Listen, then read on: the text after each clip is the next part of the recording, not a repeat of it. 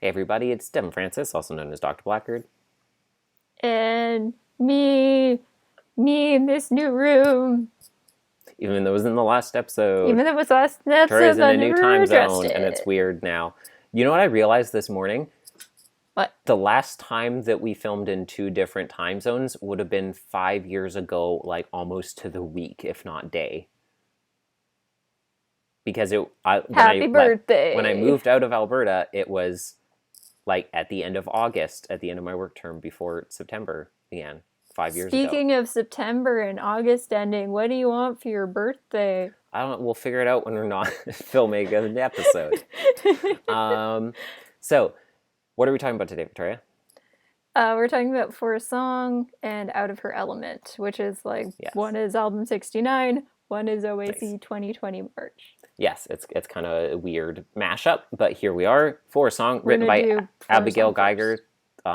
She wrote the songs in this episode, but I think she didn't write the music, so I think that's just kind of ancillary to the fact that she wrote the episode. So maybe she's a new writer, or maybe she was a guest writer. I don't know. Sam Sixiri had his last episode recently, so she may be his replacement. Oh, I didn't know he was done. I forgot to tell you that, I guess. But like, heck yeah, if there's another woman writing for Odyssey, we got two. Look how far like, gee, Odyssey, why do they let you have two female writers? So, what happens in For a Song, Victoria? So, tell us about how right we were about our predictions. I think you mean me, because I'm the one who came up with the idea in the first place. So, a couple episodes ago, y'all remember how I said, man, I want Eugene to teach Buck how to play an instrument. That'd be great if that happened, but maybe it would just be off screen. Maybe Buck knows how to play and let it never like say whether Eugene taught him or not. This episode, literally like a day after I said that, I listened to this episode for the first time, and Buck and Jules is like singing. She's like, wow, Buck, you're real good on guitar. And he's like, thanks, Eugene's been teaching me. And then I screamed at the top of my lungs. I was like, Devan, we need to review For a Song. I was like, I am inconsolable. This is so good. This is so beautiful. We were right. Eugene is actually teaching Buck like another like strummed string instrument. I mean, you know, it's very similar, obviously, the uke and the guitar. Dude, these past couple of years, we've been so on point. We've been so good. Predictions. Like, it's almost like we have a lot of precedent for what to expect based on having listened to it obsessively over like 33 years of runtime. Our entire lives. Yeah. But I mean, I feel like this show's aged us to the point where it's like we're in a time chamber and like we can just consume so much of it, but we just age normally. That sentence didn't make sense. No, it didn't. But generally, our predictions on the whole, which were correct, which is that like there's going to be an episode about Jules, and it's going to involve like her kind of like advancing her music career and stuff.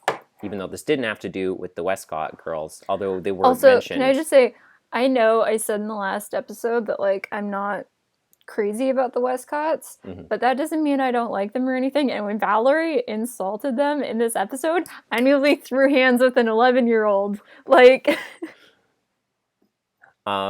she's older than that because they were in high school. I know, but that's a meme. Okay. Yes, you're right. Okay, sorry.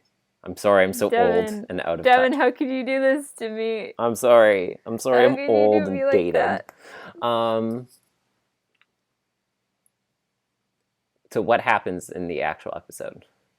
So in this episode, Valerie's been writing songs and putting on FaceSpace. Well, which she's been stealing songs and still around. Well, we don't know that yet. I know.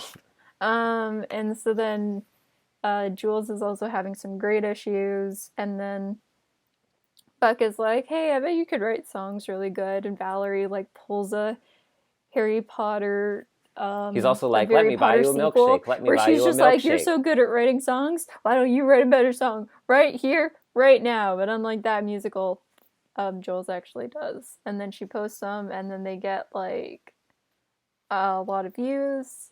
And then everyone like relates to her, and since it was talking about like grade difficulties, some people come up to her and they're just like, man, I'm like failing this course, and it really meant a lot to me that you did that. And Jules has like this diary that she keeps on her phone, and she was like talking earlier in the episode with Buck, and Buck was like, one time I scammed this kid so good, he got kicked out of this school, and he shouldn't have been kicked out because he was actually a really great person who tried really hard, and his parents couldn't really afford to send him to the school, and it was cool that they did.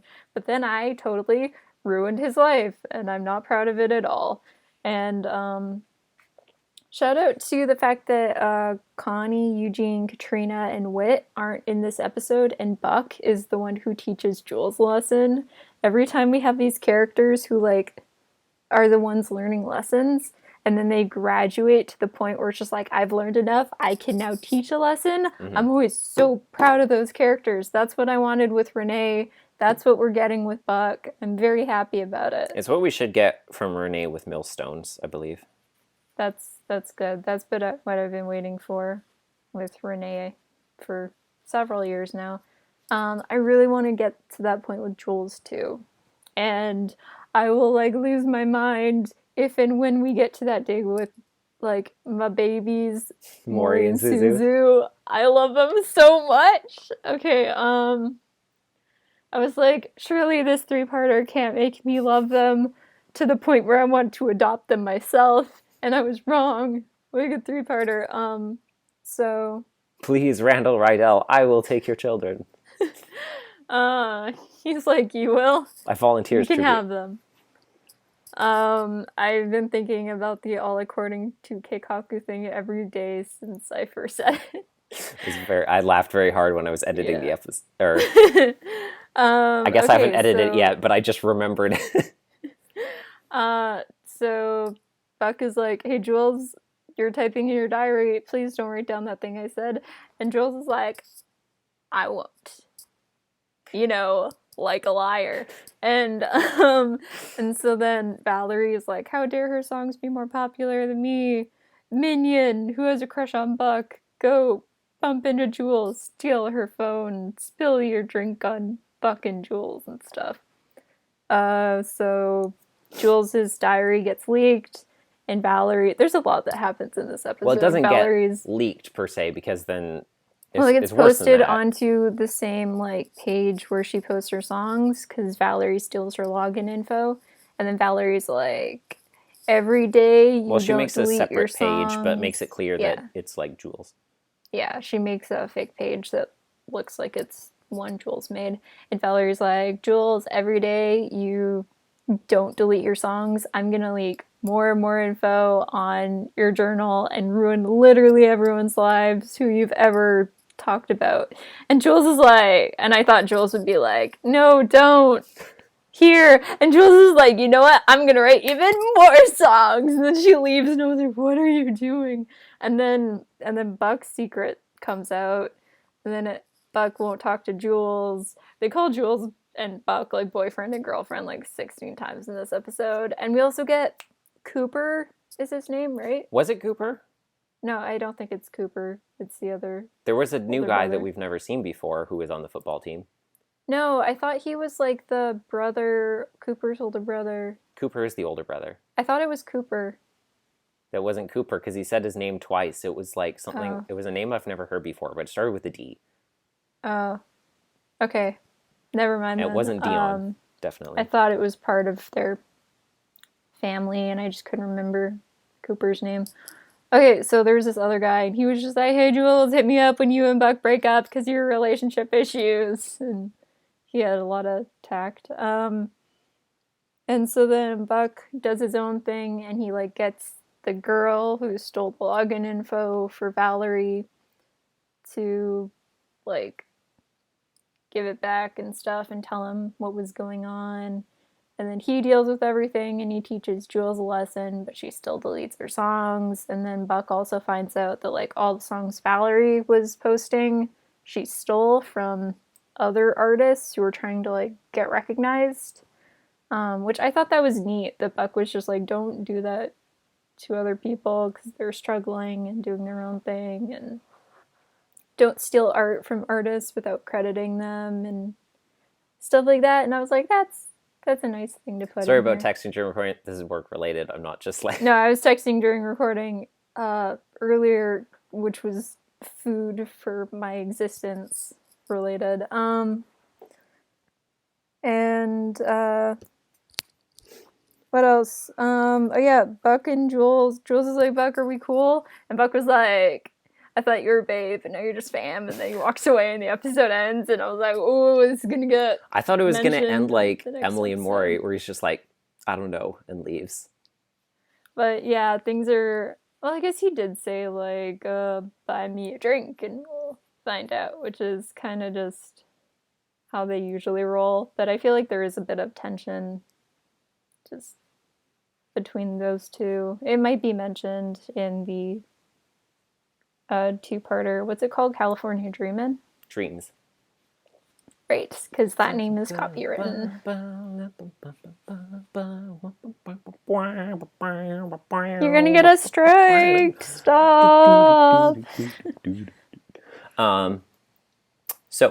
Yeah, we found out Buck went to a prep school for a while when he was talking about this thing. I don't know about you, but I was just imagining Buck in like a uniform just being very uncomfortable and being like, I was like, aw, and that's cute and cool, but it was also sad to think about all like the guilt and baggage that he has about the people that he's helped to hurt over the years that he carries with him.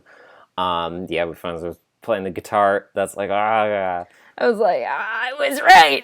Yeah, I know.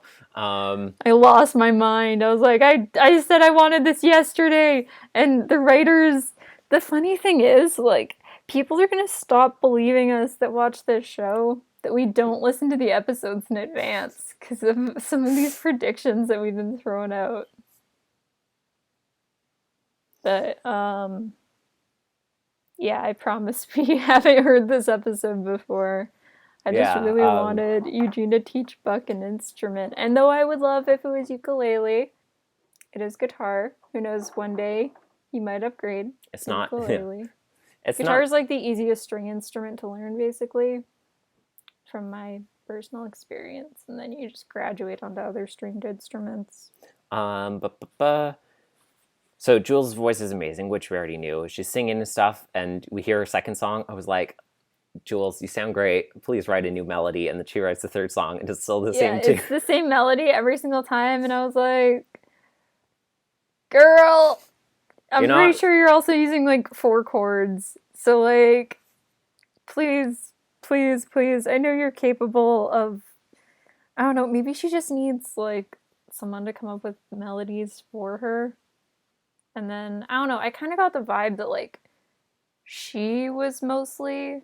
Like, I don't think she plays an instrument, it sounds like. No. So it seems like she's just kind of suggesting things to Buck, and he was more so, like, coming up with the melody.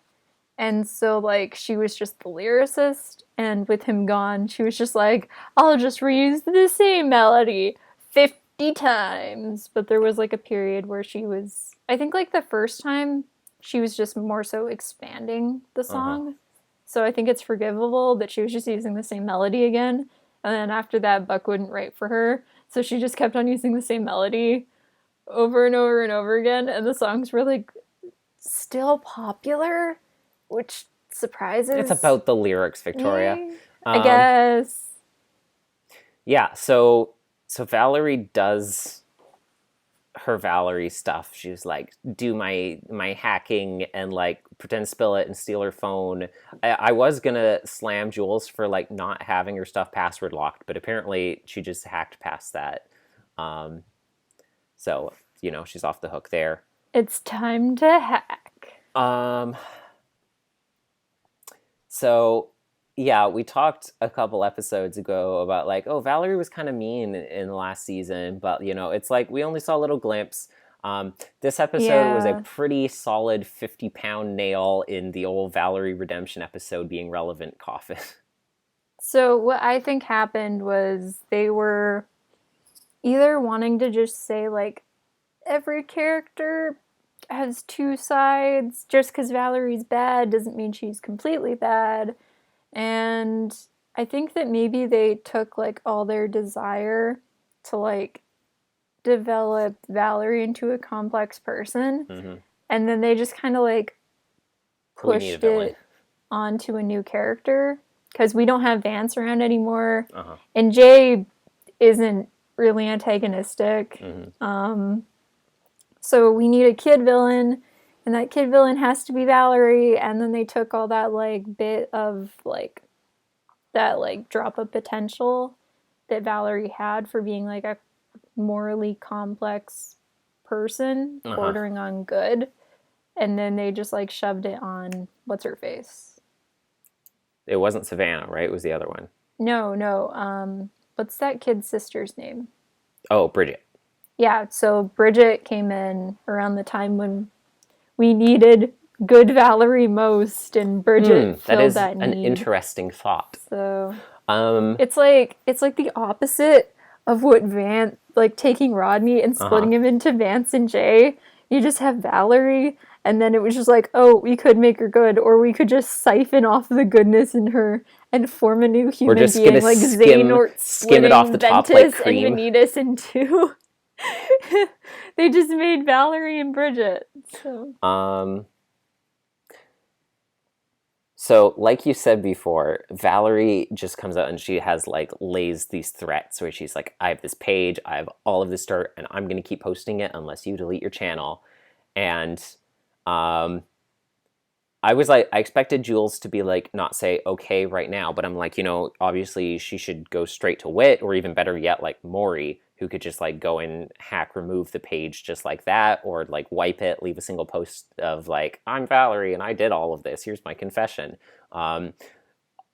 Those are all things that she would be able to do, because Valerie's like, if you go through conventional means, it's going to take forever to get the page taken down, and that's probably how Wit would want to do it. But Maury, the now newly reformed white hat hacker, would have absolutely no qualms about doing it. And it's not like you could be like, oh, this is an AIOC episode, the chronology is confusing, maybe he's not good yet and people don't know. This is in the album, this is literally the episode after the Rydell revelations. I'm Maury and Suzu in this episode so bad. Absolutely would have been an option. But like instead of just like saying like, let me think about it, or just like, I'll get back to you, she just like doubles down. She's Valerie, kill everyone if you want. I will never take my songs down. You're not gonna shoot them. And yeah, she goes home, records a new song, and immediately posts it. And the song is just like, "Screw you, Valerie, I hate you, and you won't do it. And you then coward." She looks at Buck and she's like, "Do you think she knows it's about her?" And Buck's like, "Yeah, I think she's gonna figure it out." I think she'll put her literary analysis skills to use and put the pieces together. She'll connect the dots. There's like one other thing. Oh yeah, with Jules saying she wouldn't write down Buck's story. Yeah. And then saying like, oh, it was so juicy, I wrote it down 2 days later.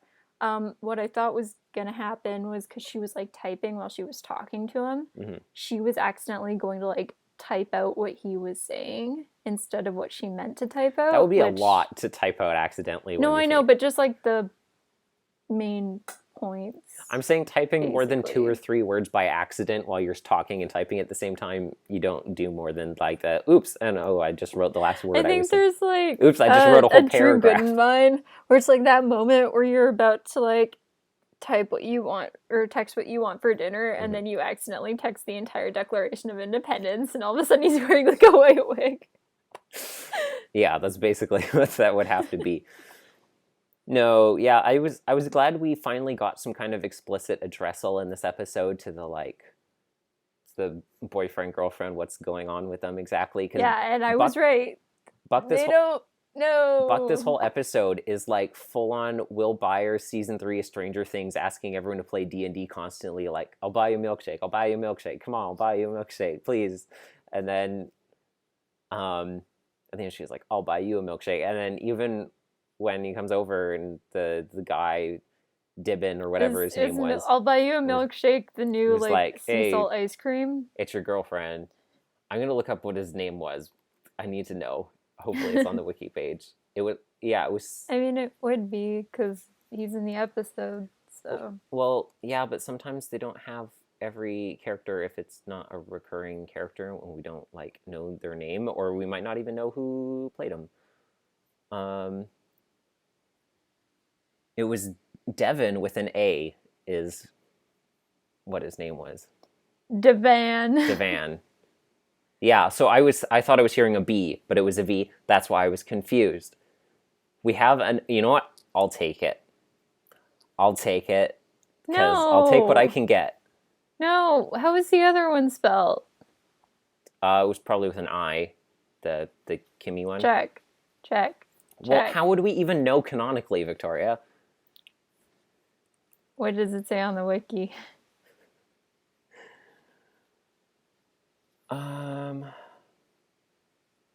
Between the lines, well, okay, I typed in IN, it autocorrected to ON. It's entirely possible, I don't know, if Mark Redicott made this page, it's entirely possible he thought ON just because he knows me, though, so. Dude, you made it on the show! Good job! You broke Penny's heart. I hope you're proud of yourself. Yeah, I'll take Devan in this episode, played by Cedric Williams, as another character with my name. Well, fine. I still have 2, at least, so we're tied, I guess.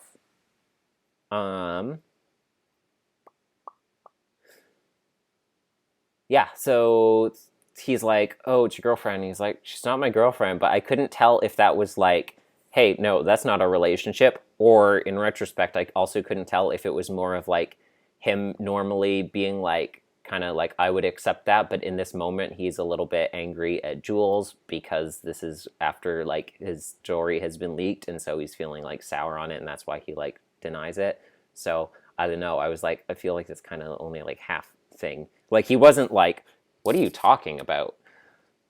Like, especially because this episode really hammers it home very saccharinely just how much everyone... I think they're basically dating, but they haven't called it dating, and they haven't called each other boyfriend and girlfriend officially yet. How much, like, everyone in this school, especially Valerie, is pining after Buck. Yeah. Bucky Buck. Literally everyone in the school, except for Devan, is pining after Buck. And so Buck swings into the rescue at the end, and he does basically exactly what I was hoping for from Maury or Whit, where he's like, we backhacked you. I used my social skills to get someone else. We got you into the water. to de-hack you. Yeah. And I like how long Valerie was like, you're lying, without even bothering to check her phone and see if it was a lie very easily. And finally she checks, and she was like, she starts melting like the Wicked Witch of the East. Yeah. Or the what? East? West? One of them. Both Which one's Elphaba?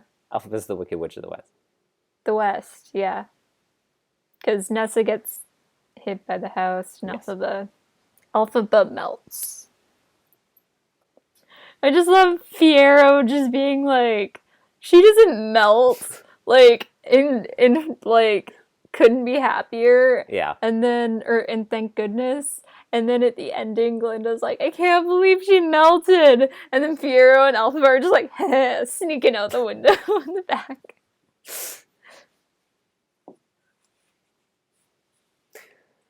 Yeah, so that's the episode. So we're kind of further establishing Jules' kind of song stuff. So now she's kind of songing on 2 fronts, both as a group with the Western stuff, and then she's kind of done some solo branching out with other stuff, and at least knows that like there's reception to that because the people in the school liked it. Kind of growing out her relationship with Buck more. You love to see it. And then Valerie is here. Buck is kind of revealing more about like how he has all these things in his past he hasn't told people about, that like he's like, I know obviously that like I did this because Mr. Scant was making me do it, but I still am holding on to a lot of emotions because of the part that I played in hurting these people. I get that like we need kids that are antagonists because like that's realistic and you need conflict in a story. Yeah. But like I wish Valerie was a little bit more complex. I guess Vance wasn't complex at all. And he's in jail. But like with Rodney was a bully, but he like was kind of a complex character. He was Well, way yeah, more that's why they were like, we need to multifaceted. take your dimensions and split you into planes. Yeah, he was so complicated. And then they created Jay, who is an people. equally complex character. Jay's so complex. He's arguably like, more complex than Rodney ever was. Oh, he definitely is. I know from being Jay's unfortunately former #1 fan. You know what? I probably still am Jay's #1 fan, even though I'm not as much into him. I probably still like him more than anyone else. I'd be willing to bet. But like, yeah, I just wish they would do more with Valerie. But I think part of it is just me. I've noticed like a lot with like the past couple of years. I'm just really tired of conflict in and out of media. Basically. We get enough conflict in real life. Can't we have nice things? I want my Paddington world where people get along and even the bad guys aren't that bad, except for the lady in the first movie was trying to murder Paddington, so she was a lot worse than the villain in the second one. But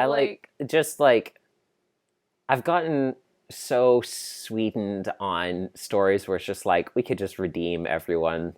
Power, love, like and Mob friendship. Psycho. Mob Psycho and Steven Universe. All it's just other like shows for me because they were just like, hey, you know what? I bet you could be a better person, and they're like, whoa, I could be.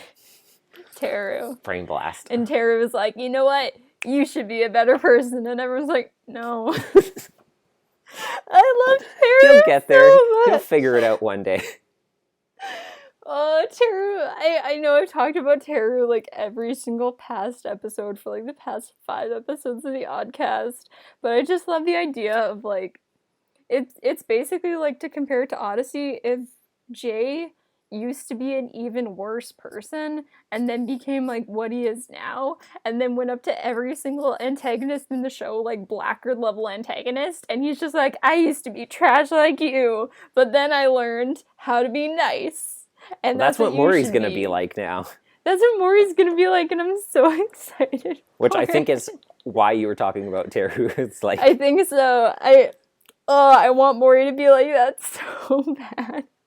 Just Maury trying to teach people lessons, and then Whit coming and be like, "Okay, let me teach them the actual lesson now, Maury. Please take a step back."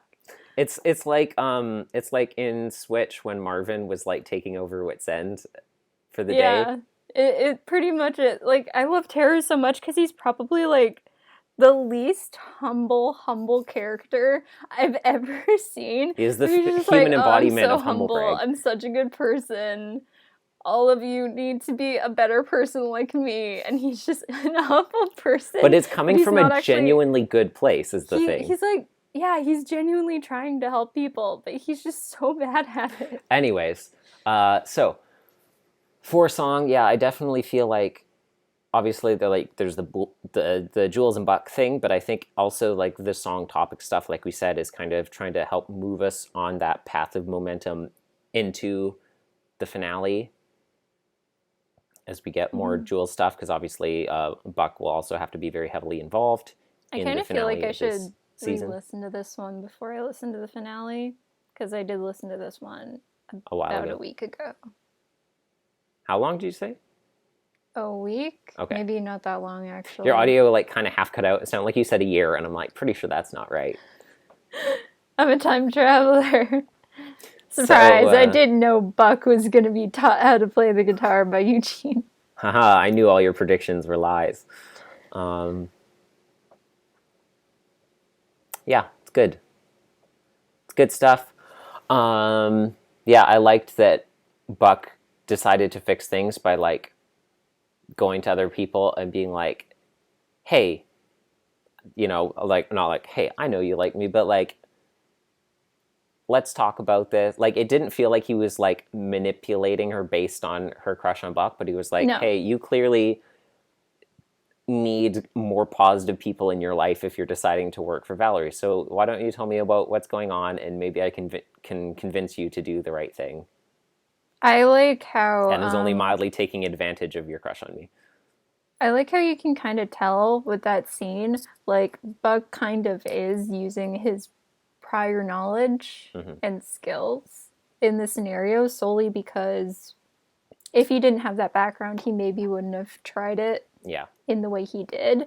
But at the same time, you can tell that, like, if he hadn't gone through the past couple years of development or however long it's been, he completely would have just destroyed her in that moment. It would have been like, tell me all these things you know, I'm gonna scam you so hard. But he was just like, hey, like, you know, like, let's talk about this like adults, even though we're not adults. Let's be mature about this as 15-year-olds. Yes.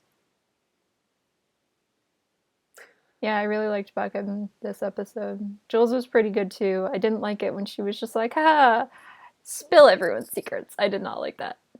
I mean, I didn't think it was the smart move, but I did understand the move, both because she was feeling like very powerful and like she really had the leg up on Valerie with like the flagging popularity, but also like Valerie was pushing her buttons so much to the point where she was just gonna like snap and do something impetuous. So I get how she was just kind of like. I mean, it like is in character for Jules. Yeah, like I'm not gonna say it wasn't the smart move, but I get it. Like I think it was a fair, like a realistically fair move. Yeah. Yeah, it was all right. I'm gonna give it. I'm gonna give it a 4.4 out of 5. Nice. I feel like right now is our last chance for any California Dreams predictions, if you want to throw any out there. Nothing's changed from before. Do you think she is actually going to go back to California? No. I mean, she might physically go back during the episode. I don't think the episode will end with her in California. No, I don't think she's going to stay there. I just think she's going to like end up there for a little bit. Like maybe for a very brief period in the same way that Connie did in Connie. Yeah. But I think that but I think they'll try and avoid Buck making would it chase too her to similar. California. No. I just want to throw it out there in case it happens. Like maybe. Yeah. Or at least like staying in heavy contact with her, which I think he would do anyway. Yes, absolutely. Jillian better be in. She has to be. Like I said, she lives in their house. It would be weird if she didn't. If she's not, I'm gonna be so sad. I will cry. Yeah, so now we need to talk about Out of Her Element. So, did you give your number? 4.5. Okay. Do you have anything else to say? No, I don't think you gave your number. I did. I said 4.4. Oh, okay.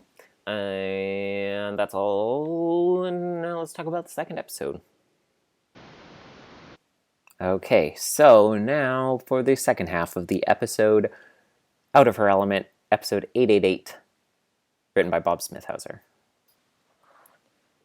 So, I think this is the first time Connie and Renee have interacted with each other. I don't think that's true. Because there was the episode where, like, Connie and Eugene wouldn't, like, believe her, and it was in the imagination station, or whatever. Eugene's like, how can you prove... Yeah, but that wasn't real. Oh, I see what you mean. We must have heard them interact on some other episode. That's weird. I mean... Yep. She's interacted with Connie in a number of virtual spaces. It started and they were talking to each other, and I was like, this is the imagination station, isn't it? Including the time that she, like, virtualized Connie as Eve in her, like, weird species hybrid thing. As, like, a Barney. That doesn't count. But, maybe so. So this episode, Renee is... she wants more help in one of her classes that she's taking from Eugene. I was surprised that, like, she was in one of Eugene's classes. I was correct. And so, it was like a chem class. So she gets tutoring from Horace. I think is this the first time Horace has been in the OAC? No, his first episode was in the OAC. Oh, okay. But it's the first time we have seen his face. Has he been in the normal albums before? What was his last appearance in? It was the Out of Context, which was AIOC, right? Lifted Out of Context was the December episode. Okay, so he hasn't been in, like... Albums. Okay. So he's Renee's tutor. It was nice to see him with people who are actually his age for the first time in this series. Yeah, I like him. And so he's trying to teach Renee, and Renee thinks that he has a crush on her because he's just really very reasonably. He's coming on real strong. Meanwhile, Jay has become a food critic, a la what's his face from Ratatouille, basically. Anton Ego. Yeah, and he's like, not anyone can cook. Give me free food, Constance Kendall. He racks up a hefty tab at wit's end, and Connie's trying to get him to, like, pay, but not actually. She's like, well, I want us to have a good review, which is a very Connie thing to do. And so, then Renee's like, what should I do about Horace? He's a thing for me. And Jay's like, I'm gonna give you love advice. And I'm like, boy, you are in no place to do that. There was a mention of Zoe in the episode. I'm sure we'll both have something to say about that after. Then Renee breaks up with Horace, and Horace is like, I don't know what you're talking about, literally at all. And I was just like, I've been blessed. It's some good premium content. And he's like, I'm just trying to get, like, a good review for you, for Eugene, because I want to be, like, the main tutor in this class. And I was like, this is such good content. He was like, what are you talking about? Like... Yeah, it was good. Oh, I love Horace. I love Horace so much. And so, then she and Horace are like, oh, so we're just friends? And he's like, I didn't know there was another option. Yes. And they, like, shake hands. Like, I don't know, in Odyssey, shaking hands is pretty intimate, a la Katrina and Eugene. And they are... And just like purchasing a car, very intimate. Yeah, they get stuck together because he was experimenting with super glue stuff, and Renee's hands were all sweaty. She was nervous to break up with him or whatever. And then they're running to the campus because she's going to be late for her exam if she doesn't get there fast enough and won't be able to take it and will fail the course or whatever as far as we know. And then Renee's like, this couldn't get any worse. I was like, I don't know how, but Jay's going to get stuck to them and I will be so happy. I don't know how it will happen. I don't know why he's on campus, but it will happen. And then it does 30 seconds later. The amount of foresight, the amount of, like, incredibly specific foresight you had on that is excellent. You didn't think that was going to happen? I didn't think Jay was going to show up out of nowhere and get stuck to Renee with glue. I was, like, getting stuck. I didn't even realize until Eugene... It's the most Jay thing to do. Until Eugene said it, I thought that Jay was stuck to Horace's hand, because why would Renee have polyacrylamate on her other hand? Horace was the one working with it. Horace is the one who should have it on his hands. Maybe they were all stuck, like, same hand. Like What? They were doing, like, a group cheer thing. Oh. Maybe. He was trying to, like, rip them apart. Yeah. And Jay tries to, like, white knight and get Horace to leave. Yep. Her alone. Very hypocritically. Hypocritical thing Jay's ever done. She said no, leave her alone. He's like, I, of all people, know how to take no for an answer. And I was like... He's just like, I know how to break up with people so good. And Renee says, why? And he's like, because so many people have broken up with me. I'm like, nah, bro, it's the same girl every single time. Leave her alone. And Jay's like, I know that you should leave women alone when they want to be left alone. I'm like, no, Jay, no, you don't. I'm not gonna lie, when Jay first appeared in this episode and he started talking, I was like, oh!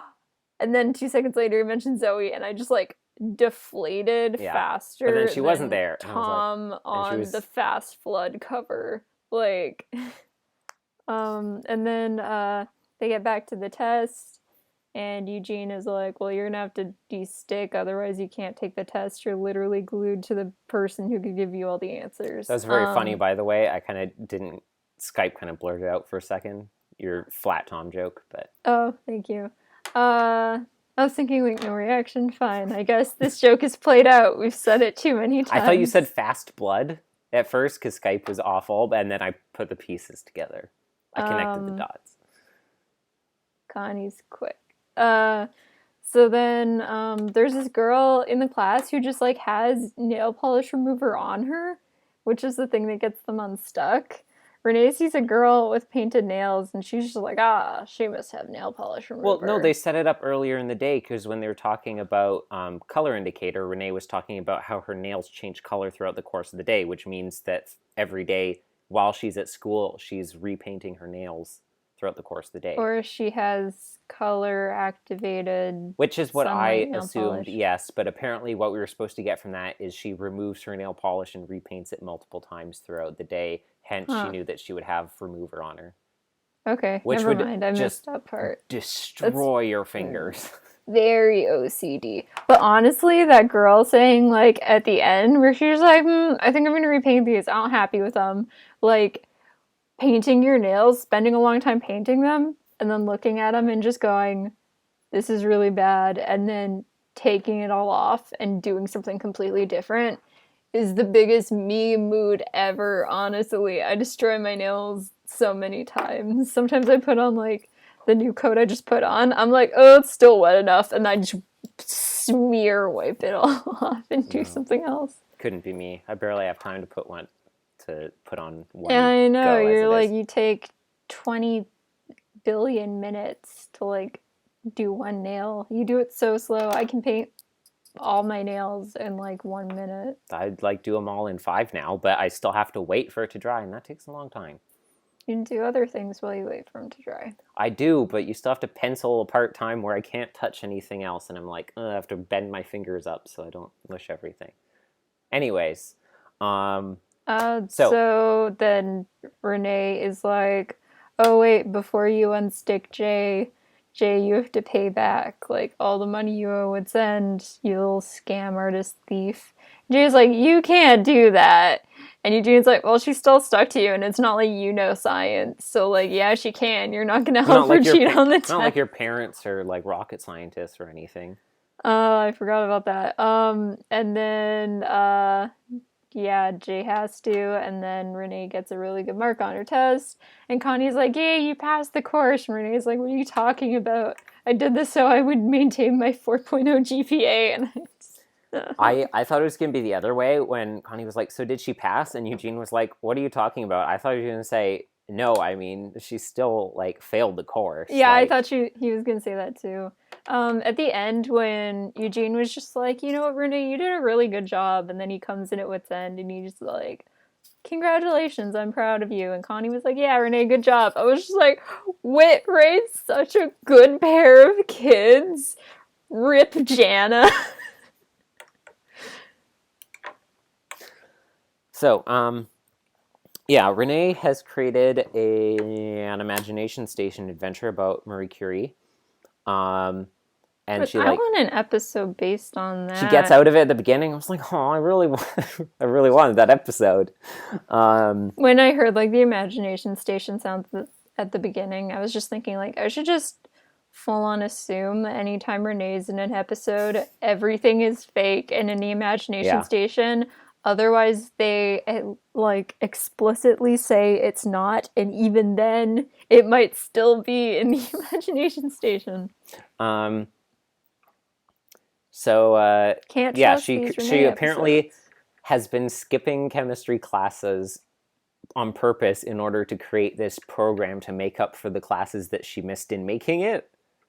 Yeah. I guess. Like, I thought at first she was like, oh, I'm really behind, so I need to make this program, and then I also missed some more classes in the process of making it, but it's going to be worth it because I'll boost my marks so much. But then in the end, it sounded like the only classes she missed were the ones she used to make the program, so I don't know. She was just like, I'd rather do this, basically. It wasn't like, I need to do this in order to salvage my grade instead of being in class, but rather she was like, I mean, both will do the same things to my marks, but I'd rather make an adventure. And to Eugene's credit, why would he give Renee extra credit for making an imagination station adventure? This isn't like elementary school or even high school. Like, you need to learn the core concepts of chemistry for a chemistry class, and learning about you do, but you can still get like extra credit in university. No, you can get extra credit for things, but she shouldn't get extra credits in a fundamentals of chemistry class for programming a program about Marie Curie's life, because that's history. That doesn't teach you about how to calculate titrations or stoichiometry. That is true, I guess. It's like chemistry adjacent, but you're not actually learning the material that you need to learn. Renee just like scans in a page in a history textbook about Marie Curie, and she's just like sitting back, just like drinking a smoothie, and she's like, "Oh, I'm working so hard." I know. I was like, you're also appealing to the one professor at this college who knows that the imagination station can generate programs just based on like the Wikipedia page, and you really don't have to do extra work unless like what is Renee making just you shows this to program Eugene, it and he's scratch. like, "Am I a joke to you?" Who do you think I am? Who do you think I am? The other crazy professor that you had? It is, speaking of, like, it's really weird to me. Like, I'm glad that we get to see keeping Eugene like teaching at the college, but why do we only ever see him teaching chemistry? It's come up so many times, but there's no way he's only a chemistry professor. You can't tell me he doesn't at least also teach comp sci. That's his main thing. Why do we only see him teaching chemistry? It's so weird to me. I mean, I like chemistry. It's what I do for a living. Coaching football. That's valid. Do anything else. So yeah, Eugene is like, well, I do have someone who can do it. And I was like, Renee's gonna be tutored by Horace. I didn't even think of Horace. Well, because the art made it pretty obvious in conjunction with what Eugene said. I usually don't look at the art until I'm done the episode. And then sometimes it just like straight up shows me the art for the videos, so I can't even like see the episode art. So then we cut to Wit's End, and Jay shows up, and I was like, also a Jay episode, a special treat for Devan. And then he mentioned Zoe. What was your... I was like, but it was, by the time I processed the sentence, Connie was already like, she's not here, so what do you want? And I was like, okay, so this probably is not a Zoe-centric episode. Yeah. Every time Zoe appears in an episode, I'm like, flee! And I feel bad because I like Zoe, and I don't want her to leave. Zoe. I just want to protect her. Yeah, same. So, yeah, Jay has created a fake persona for himself on Yelp that he's... Also, Eugene falling for it and being like... Okay, first off, Eugene being like, he's from England and therefore a classy man. I was like, Eugene, what is wrong with you? But also him, like, falling for this was, like, prime golden era Eugene. I did. I was like, this feels like a very, like, old Eugene kind of... Yeah, but, like, I was into it. Yeah, like, good old. Yeah, instead of him being like, I lost my keys. Yeah, so Jay's like, I made up a fake person so that I can blackmail restaurants into giving me free food. And I was like, I hate the fact that what Jay's doing is like a real thing that people do. And that, like, there's also on the opposite end businesses that do it by dangling service over people's heads and like wait until you give them a 5-star review on Yelp in front of them before they'll like serve you, and they just kind of like stare you down and be like, you haven't left a 5-star review yet, and then they'll like check their phone to make sure that you did it and that you actually left 5 stars. I've heard stories of that happening to a couple different people at different businesses before, and it's like, ooh, that's obviously not allowed to happen, but obviously it does. And I was like, I mean, granted, apparently Jay has, a certain level of status, Yahoo Answers status on Yelp here. But I mean, it is Odyssey. for one. Just Like, imagining Jay, like, leaving a Fitzroy level status. It was like, I went to this place. They were pretty cool because they let me sue a Zorn, but they got mad when my friend tried to take 2 mints. forgot about that. 1 star. Connie, I would have left 0 stars, but the app won't let me. You can't tell me Jay hasn't done that before. No, I was going to say, even if Jay was like, I just left a bad review, and Connie just like unblinking eye contact with him at the counter could just like hold up her phone and be like, I just left a 5-star review. And then she could just... No, I thought you were going to say like Connie just staring at him. He'd be like, oh, okay. And then you put like a 5-star review. No, she could like do that, and then she could just ask kids to be like, hey, go leave us a good review on Yelp. And then like they would just absolutely drown out Jay's blackmail instantaneously. But Whit would die out of grief from losing one of his Gusto stars.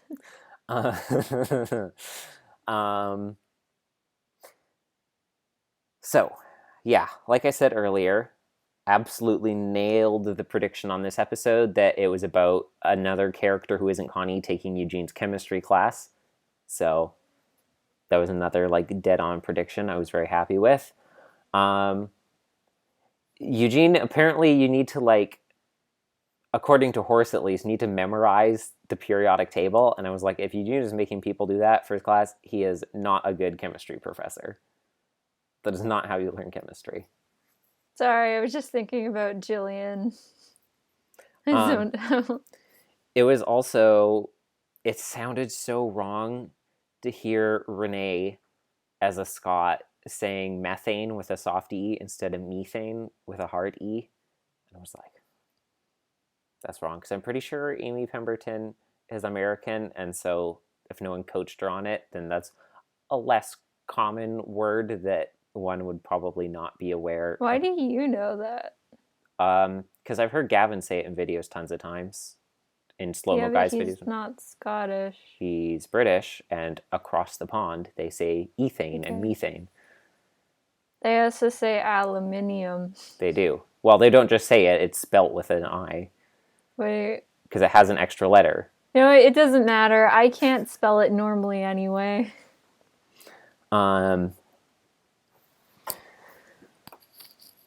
Yeah, so we got lots of chemistry stuff. And so obviously I'm like, time for me to sit here in judgment once more. I don't know about you, but I guess not you for this, but because I hadn't seen the artwork yet, so the point I looked at the artwork was when Renee got hit in the eye. So I was thinking like, oh, is it going to be like gross red eye in the artwork? So they're going back and forth. Horace is being extremely flirtational, where he's like, your eyes are so pretty, and he's like, yeah, her nail polish in class is like nice, but it's not as beautiful as your hands. Excuse me. And Renee is like, for anyone out there, if you're tutoring someone and they aren't interested in you and you're not getting those vibes from them, stop flirting with them, because you're in a position of power over them and you can like potentially ruin their grades if you get mad at them because they won't flirt with you back. So like, don't do it. Yes. Yeah, so a lot of come-ons from Horace, and Renee is clearly very uncomfortable, but then she starts to play into it because she's like, I'm gonna like seduce him into like helping me good and get good grade, which Connie's like, shame on you. Jay, here's some more free stuff. Please pay me, maybe.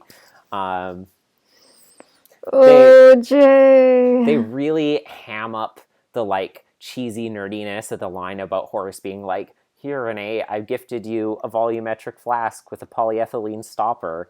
And I was like, I mean, they're hamming it up, but Class A glassware is Devan's like, I wish someone would romance me that way.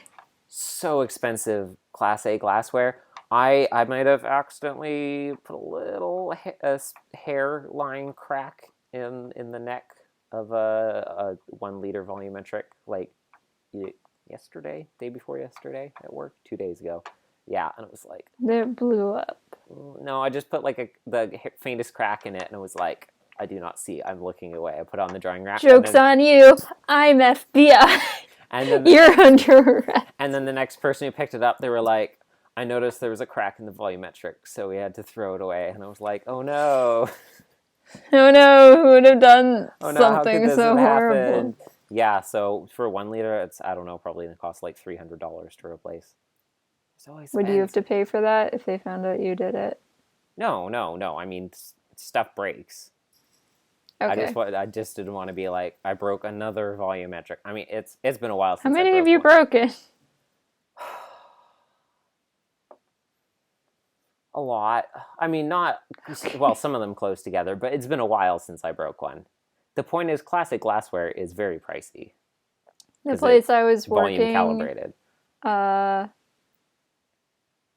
couple months ago, there was a box high on a shelf, and I was trying to get to a box behind it, and instead of just like asking for help or taking out one box and putting it down and then grabbing the other box, I like knocked one box off accidentally, and I broke all the contents inside, and then it was just like dips, so like, but still like an entire box is probably of what? Not super cheap. Of dips. Like I cracked all of them because they were in the freezer at the store. Of dips? Yeah. Oh, of Panago like sauce. Okay. Dude, I was trying not. Well, I thought you meant dipping like tobacco was the only thing I could think of. No. You could have said sauce containers.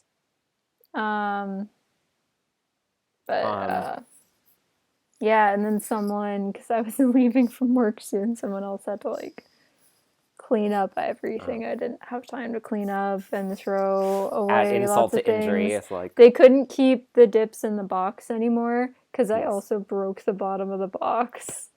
And I was like, ooh, I'm so sorry. I was walking with a rack with a bunch of like tiny 10 mil volumetrics once, and I bumped into something, and like 2 of them fell off and shattered on the ground at the same time, and it was like, and then like ghosts escaped from them. Whoops, no, the ghost escaped from me, anime style. I was like, oh, my bad.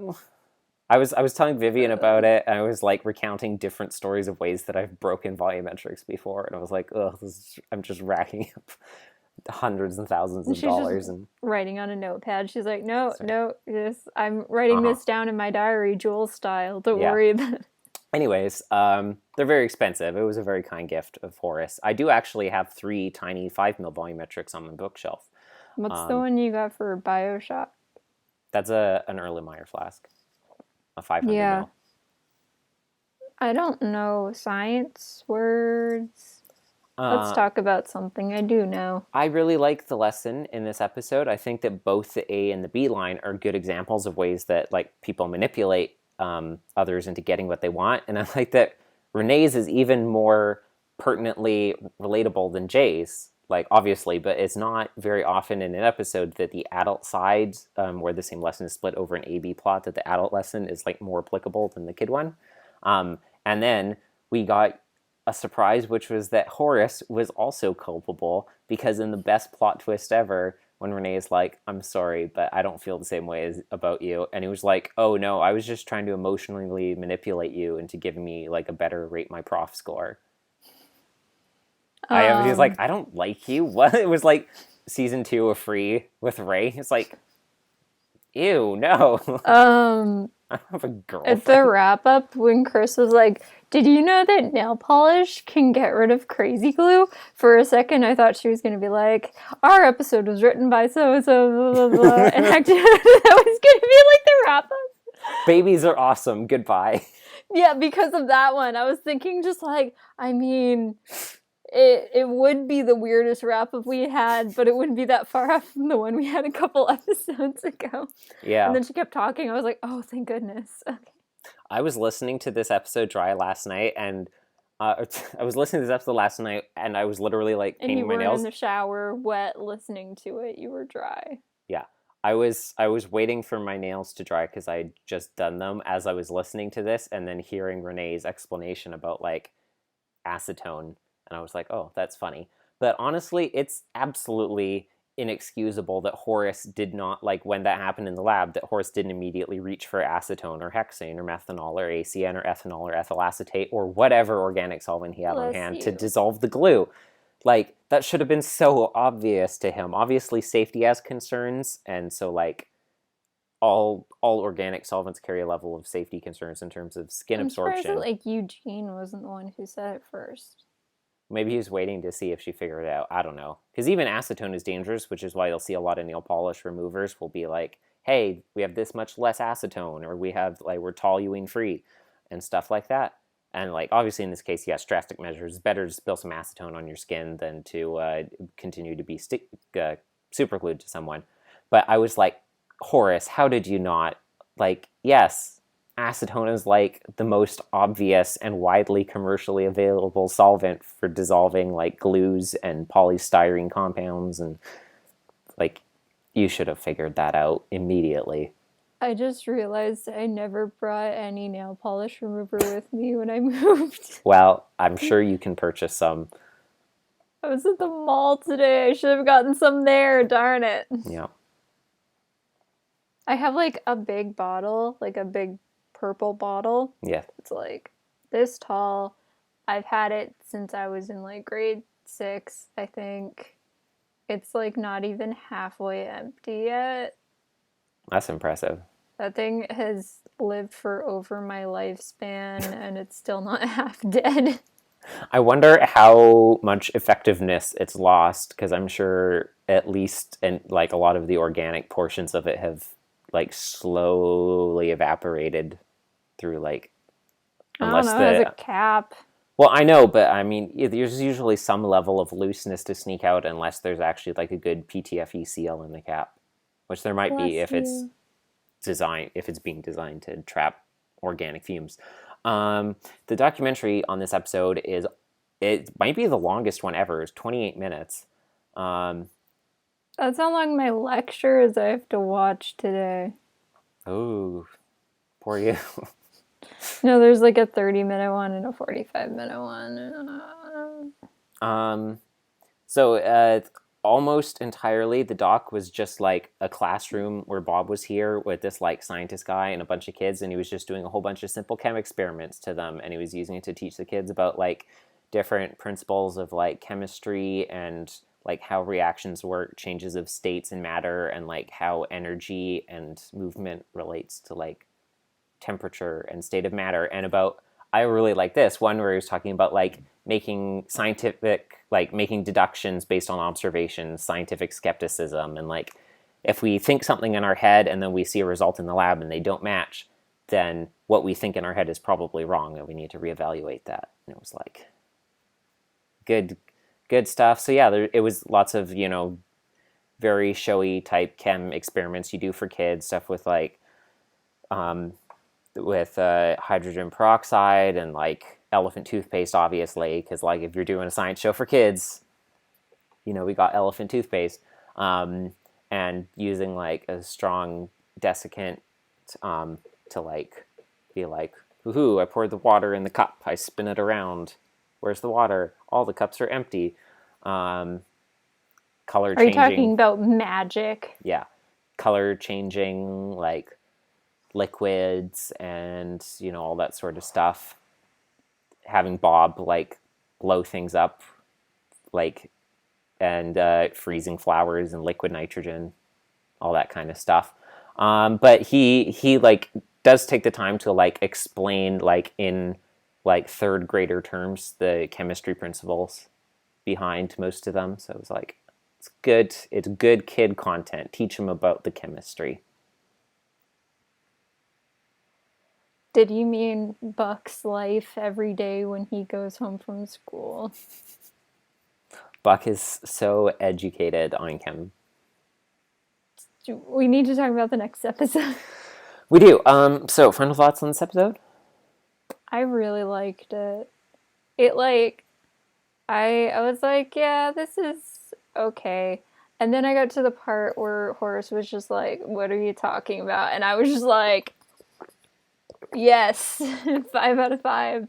I really, really liked it. Everything was really good. I also really like Jay in this episode, even though I made it sound like I didn't before. Yeah, I thought just like everything in this episode was great. Renee, when she was just like, I was just getting my grade up from an A minus to an A, and I was just like, you would be one of those people. Yeah, I was like, I can't believe that. I was like, I mean, it's fair. Like, some people are just really bad in adjacent fields to ones they're really good at, and so yeah, I was like surprised at the beginning, and then at the ending, I was like, I'm mad, but this makes a lot of sense. But I was also like, you know what? It is fair. Like, it wouldn't not make sense if like Renee was absolutely terrible at chemistry and just couldn't get it. Yeah, I really liked the twist with Horace, because at the beginning, as soon as like we first meet his mom, and she's like, "Oh, I knew something special was happening because he took a shower and put on deodorant and everything." And I was like, "Oh, here we go." Yeah. And then at the beginning where he's like, "Oh, your eyes are pretty hurt," and stuff like that. I was just like, I just want this to be over. And then he was just like, I don't like you. And I was just like, keep going. Yeah. It's like the opposite but same energy as that meme of the like lady with the microphone. We're just like, it was good. And I was very confused at first, because I was like, you were clearly flirting with her a lot, like objectively, but then he was like, I was just trying to get a good grade, like, back off, Renee, like, I'm flattered, but Horace is bad with people, and so that's how he probably didn't think he was flirting. Well, no, I think he was trying to be complimentary. I don't think he was meaning to put a romantic spin on it. Yeah, but the fact that he was just, that was like, he like sent her flowers, and Renee was just like, oh boy. It was, yeah. Jay's like, you want me to beat this guy up in the parking lot for you, m'lady? Bob got me really good with that one. That was a good twist. Mm-hmm. I was very excited when he was just like, ew, no. When he was just like, I have no romantic interest in you. I was like, did Kathy write this? I was like, surely a woman. I really liked this episode. It was really good. Good job, Bob. Yeah, I am. What other episodes has he written? Only a few. Okay. He wrote All by Myself, or not All by Myself. Into the Woods? Lost at Sea. The one, because he was the one who gave himself the cameo reference to Aloha Oi. Wait, Lost it, like the one where Eugene has a trippy vacation and gets eaten by a whale. Yeah, because they have like the reference to Aloha Oi, and he gets to reprise his cameo as being like, ahoy, rescue boat, or whatever. Man, Lost at Sea to this is like the biggest glow up 2020 will ever see. I mean, I think he's written other stuff. He's written a few, but not until recently. So... No, wait, Kyrie. Kyrie's the biggest glow up 2020 will ever see. Oh, he's only written those 2 episodes. Huh. But he has acted in, 35 episodes. I didn't know it was that many. That's such a weird, scale. Like, the episodes are so different in terms of literally everything. Uh-huh. I need a 3rd episode to fully decide where I stand. But he's been in 360 episodes of the official podcast. Well, he's like one of the... Yes, he's one of the 2 hosts. Yeah.